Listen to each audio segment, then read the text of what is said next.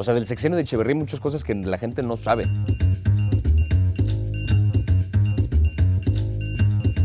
Hola, ¿qué tal? Soy Javier Ibarreche y estoy aquí con Antonio de la Vega, quien interpreta a Luis Echeverría en la serie Un extraño enemigo, que ya estrenó su segunda temporada en Prime Video. ¿Qué tal, Antonio? ¿Cómo estás? Muy bien, Ibarreche, ¿tú qué tal? Todo fantástico. ¿Qué nos puedes platicar un poquito acerca de lo que ocurre en ese sentido en esta segunda temporada? Bueno, pues pone en contexto de todo lo que está sucediendo alrededor. Es el sexenio de Luis Echeverría, finalmente el pináculo de su carrera, porque él llegó a donde quería y está buscando realmente sostenerse en el poder. Está lo del halconazo, sí, pero hay muchas otras cosas que a lo mejor no sabíamos, como hay cuestiones de secuestro, empiezan a tocarse cuestiones del ejército, del narcotráfico, toda esta apuesta económica y la ambición de Luis Echeverría, no solamente para terminar su carrera siendo presidente de México, sino dejar a alguien como sucesor cómodo para él lanzarse a otros escenarios como la Organización de las Naciones Unidas, o etcétera, ¿no? El Premio Nobel de la Paz. Sí, de algún modo seguir como coleccionando títulos y seguir en el poder. Sí. ¿Qué implica salir en ese sentido como actor a defender a un personaje como Luis Echeverría?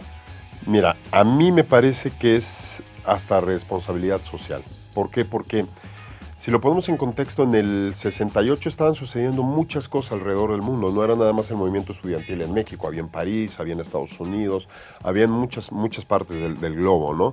Y había mucho descontento social. Estaba, como bien dice, la guerra de Vietnam, la tensión de Cuba con Estados Unidos, la Guerra Fría.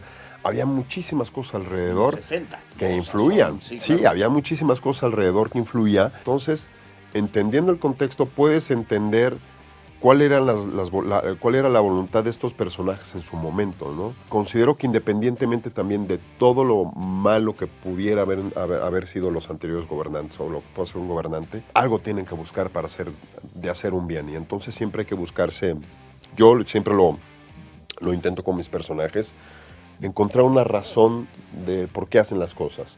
No nada más pensar que lo están haciendo por una malicia, no, también pensar en qué es lo que quieren hacer bueno. Incluso para sí mismos, ¿no?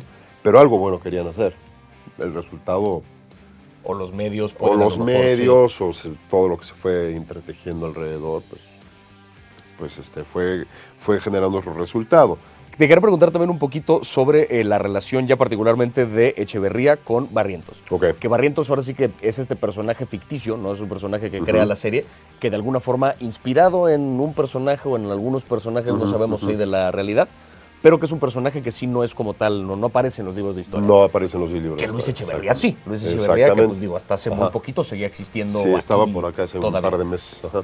¿Cómo trabajaste esa relación con Jiménez Cacho, que es quien interpreta a Barrientos, ¿no? El jefe de la DNS, en el sentido justamente de las ambiciones de los personajes?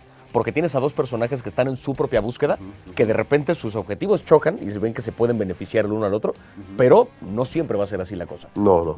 Ahora sí que ¿cómo trabajaste esa parte con él? Es una cuestión de mutua conveniencia. Ok, yo te intenté fastidiar, tú no me vas a fastidiar, vámonos avanzando porque nos conviene a los dos, podemos hacer todavía muchísimas cosas. Sí, no es personal. No es personal, just business. Sí. Just business, ok, te fregué, te diste cuenta, pues no te voy a pedir una disculpa, vamos para adelante, pues porque tú no te vas a querer meter conmigo. Yo sé quién eres tú sabes quién soy yo. Sí. Vámonos tranquilito y por las buenas. Entonces ahí son dos personajes muy peligrosos, Sí. que se reconocen, ¿no? Y dicen, órale, no nos vamos a echar el tiro, mejor vámonos juntos y apoyémonos. Va por ahí esta segunda temporada. ¿Por qué recomendarías esta serie? Más allá de que sales tú y de lo que hemos hablado ahorita, ¿tú cuál crees que sea como la gran fortaleza de esta serie, Un extraño enemigo?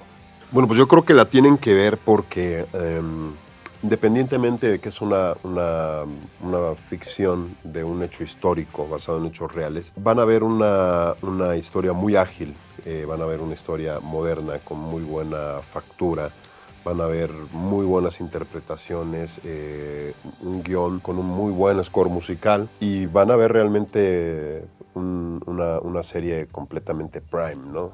Realmente el nivel de todo el ensamble es maravilloso. Sí, creo que justo, o sea, es una serie que a pesar de que le mete ficción, no pierde esta objetividad en tanto que nos muestra la parte buena y la parte mala de todos los personajes que aparecen. Todos los personajes. Todos son villanos, todos son héroes, todos son ambiciosos, todos tienen por todos lados, entonces... Sí, y aquí se meten un poquito más en las familias. Se mete un poquito más en las familias. Ya no es tanto lo político, sino hay un equilibrio impresionante, increíble. Y creo que eso es muy valioso en una serie porque, de nuevo, permite empatizar y permite odiar a todos los personajes que aparecen y eso creo que se vuelve una experiencia... Son de carne y hueso, son reales. Una experiencia activa que vale la pena. Hay sobre eso, a mí una cosa que me volvió loco desde el título de la serie, que es Un extraño enemigo.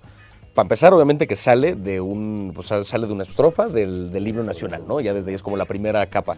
Pero aparte estamos hablando de cómo el protagonista de la serie, que es Barrientos, pues es de algún modo ese extraño enemigo, que es un enemigo doméstico, pero que al ser líder de una agencia de inteligencia, hace de todo y nadie sabe quién es. O sea, como que mucha gente, que creo que es un poco uno de los valores que tiene esta serie, que es de pronto conocer que existen personajes como ese, que no solamente está el presidente que aparece en el libro que todo mundo conoce, está también la gente que estuvo debajo y que lo ayudó a llegar a ese lugar. El poder detrás del poder, ¿no? El poder detrás del poder. El poder que sostiene el poder.